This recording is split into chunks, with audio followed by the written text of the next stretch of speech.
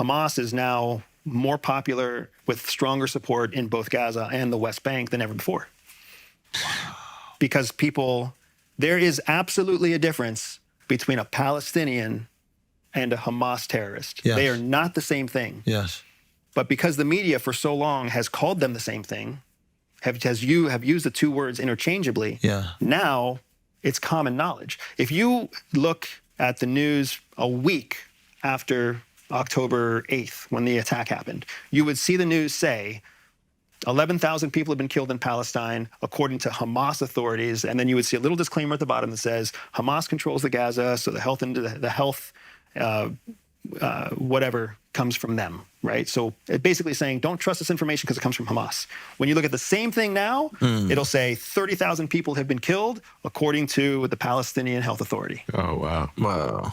So we have just validated that Hamas, who we are also calling a terrorist organization, is a valid government organization. Oh. And it's tricky because they've always been the appointed political power in Gaza since 2007. So they have been that, but because we've been so shitty with our vernacular and our terminology, we've let the waters get foggy. And now it's very difficult to teach people the truth. Well, I think we've questioned whether or not they were actually democratically elected, right? That was my understanding. Yeah, there's very little evidence to say they were democratically elected. Yeah. But it's also because of the apartheid that's been practiced in Palestine territory for so long, there's a question of whether or not they could even have a democratic election. Yeah. But it's the fact that they're growing in popularity on the West Bank is the part that's so interesting, because the West Bank has always been a U.S.-backed coalition of the Fatah government. And now even that is falling apart. Wow. So what do you think happens? Do you think Bibi gets ousted? I would imagine in Israel, either a ceasefire is called that gets prolonged while some new normal takes place and a two-state solution comes back on the table. That's the most likely thing that's going to happen. Whether that happens soon or not, I don't know, whether we're talking months or years. But for Netanyahu to remain in power, he's going to have to call a ceasefire and then work through a ceasefire. Same thing is going to happen in Ukraine. Ukraine and Israel are going to look very similar from this point forward. In what way? Because the aggressor, or the U.S.-backed country, Ukraine and Israel, have both made promises that they can't maintain.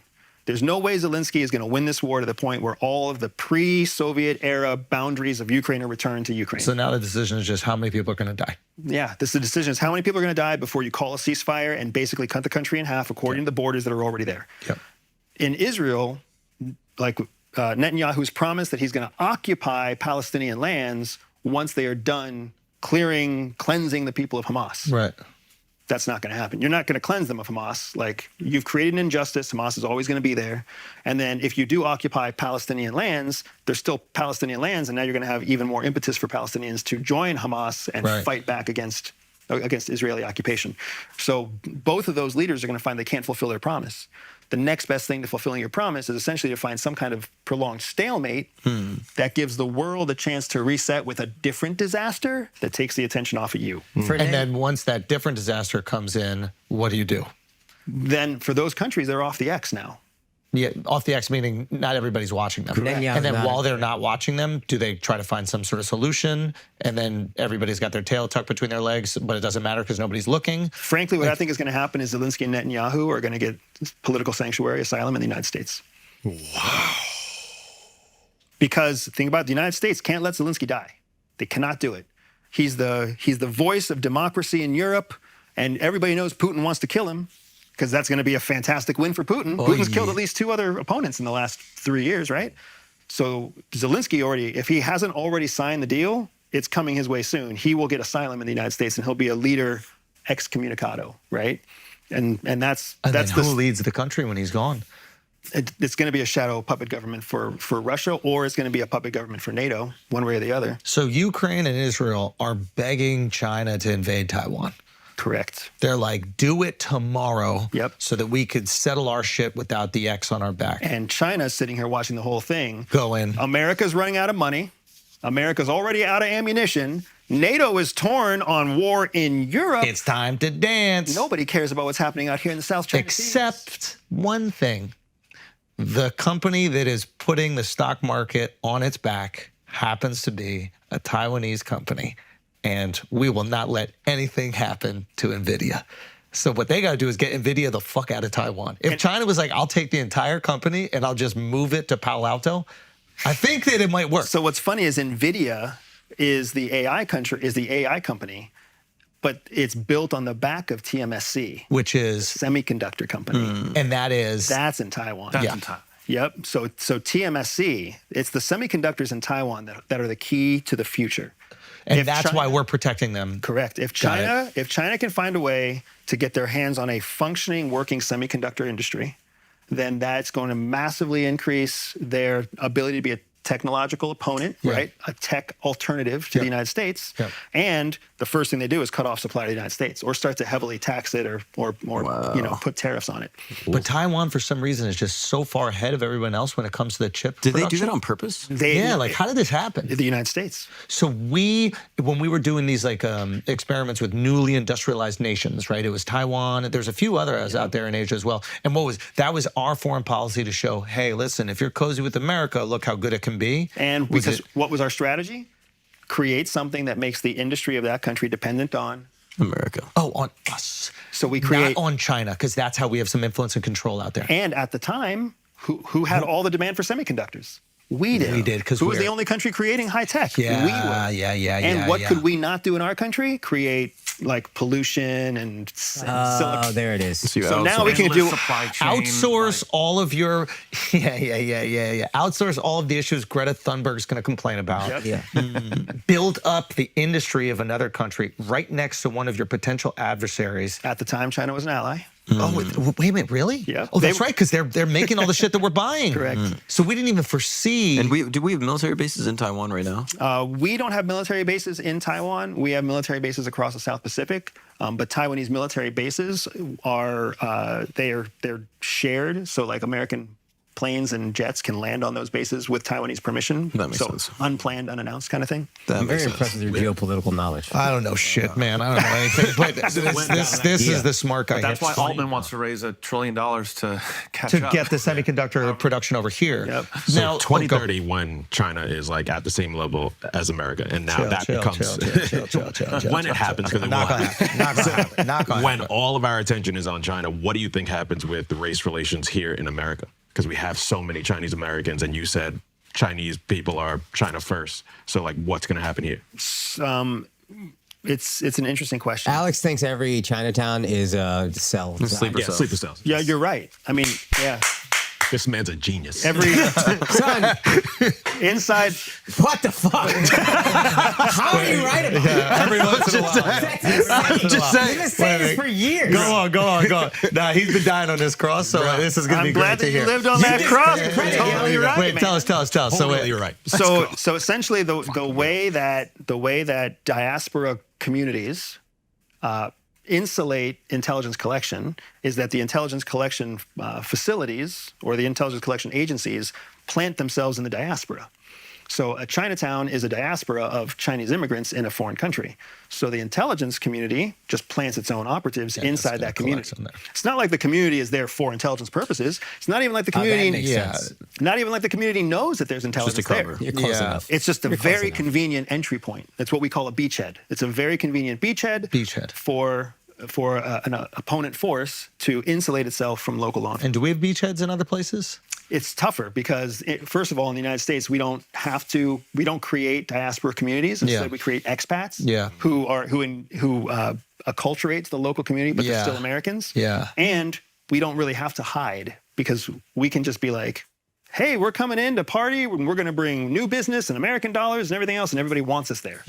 Much harder for a foreign country to come in to another foreign country and be like, could you imagine if the Chinese were like, we're here to party and we're bringing Chinese UN with us, and we're like, convert that into dollars. And then Look at TikTok though. Okay, I got to sell this. Who controls? China has a 50-year policy, right? Two questions: does America have a 50-year policy? No. Oh my So God. America has been, you're saying, for the last few hundred years, been curating its policy 4 years or 8 years at a time? Correct. God. I mean, it's mind-boggling that we've even been able to compete. It's very impressive that we got this far. But and then what does that speak to? Does that speak to the power of capitalism or democracy? Like, it is unbelievable that we've been able to compete at the highest level with a new dude in charge every 4 years. You have to think back to the intentions of the Founding Fathers. What the Founding Fathers put in place was brilliant. It was the reason that they're called government servants is because you're supposed to sacrifice 4 years of your life to go be a government servant because you were in industry or entertainment or business or something else. Especially true in Congress. I mean, and that's what it was up until like the 1950s. And then they became these career politicians. Yes. But you're right. It was like, it was a local person from the community was going to stop his job for 2 years. I think that's why the House of Representatives is only a 2-year term, right? It's because, dude, I can't step away from my farm for 6 years and do this. Yeah, and now that idea is completely gone to the wayside. Now we have congressmen in place for 13 years, 18 years, 24 years. Yeah. And who sets the term limits for Congress? Congress. So it's not even in, like, that's one of the places where there's a lack of checks and balances. There's no check and balance there whatsoever. They give themselves a raise. Yep. It's insane. This legislative branch is the least checked branch of all of them. And the idea is that the check is built within it, that not any one of them have this, huge amount of power. Of course, I get that. Because it's a two-party system. Yes, but when they're acting as a collective and they're all incentivized by the same thing, there's no check on that. So maybe that was the one thing that they missed. Because I'm ssure at the time when the Founding Fathers were creating it, they're like, who the fuck would want to be in government? Yes. Like, even George Washington was like, dude, just owning slaves is way better. You know what I mean? He's like, fuck all this freedom shit. He said no. I need some new teeth. Yeah. So it's like, yeah, oh, wow, that's so interesting. They couldn't fathom that people in a free world would want to govern. Right. So they didn't even put the check into it. Because it was always supposed to be a position for the most experienced, most elite, people with the most to lose. Because, again... That's a fucking great point, too. If you had nothing, if you were not a landowner... You couldn't even run for office. Which sounds incredibly unfair, but... Understand it was supposed to be representative. So the people that were most affected by these laws were the people that did own land. Right. So in our own, this is why I call us, like, this is why I say that as a country, we're in middle school. Yeah. It sucks. It's a childish problem to have. You don't even realize it. Yeah. But But we're not the youngest in terms of democracy. No. So there are other countries that are way older in terms of their culture, but their democracies are much younger. And do they have the same problems? They do, in large part because their democracies are modeled off of ours. Yeah. So Taiwan is one because of the we were first, we didn't see this problem coming, I don't think. Right. Taiwan is a fantastic example. January, Taiwan had elections. The president that was elected was part of the opposition party, the separatist party from China. And the whole world like rejoiced, like, oh, the new Taiwanese president is in opposition to China. The Congress of Taiwan is in favor of reunifying with China. Wait a minute. The dominant party in the Congress is pro-China. The president is anti-China. Hold on. Is China influencing these elections? So there is a way where China can get Taiwan without even having to invade. That's China's way of doing it. Look at what they did in Hong Kong in 2019. Now, I would say that was a little more forceful. The force happened at the end. But you're saying the lead up was like was it ingratiation? Is that the China has some of the best legal capabilities in the world. That's why so many American law school graduates are actually Chinese citizens, because people come to law school here. Chinese people come here for law school, and then they go practice law all over the world, understanding American international law or American law? American law, democratic law. And then they apply that. So in Hong Kong, what happened is over the course of maybe 5 years, China systematically changed the legislative values of Hong Kong using very legal methods. It's really smart. Until the time came when they pulled the dial and they were like, hey, Hong Kong, now all of your citizens are held to Chinese standards, Chinese laws. And then the people were like, that's not legal. And then China was like, actually, yes, it is. This is